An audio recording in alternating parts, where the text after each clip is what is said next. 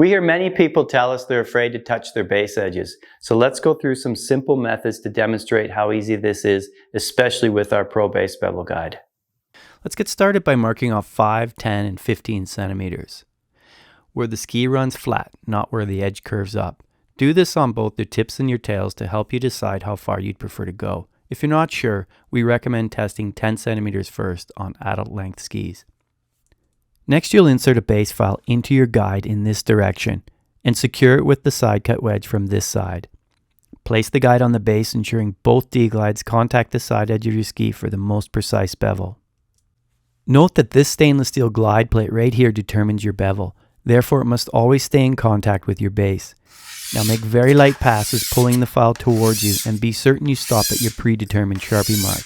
If you're new to this, lift the guide on the backstroke so you can't mark the base with the file.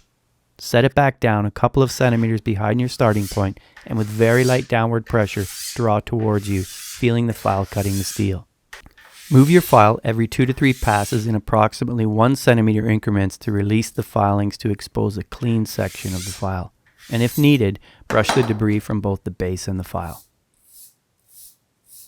Remember, if you don't feel your file or stone contacting the edge, don't push harder. It just means that the current bevel on your edge is already greater than the bevel of your guide. Therefore, the only solution apart from regrinding the ski is moving up to your next degree increment if you want to contact the edge.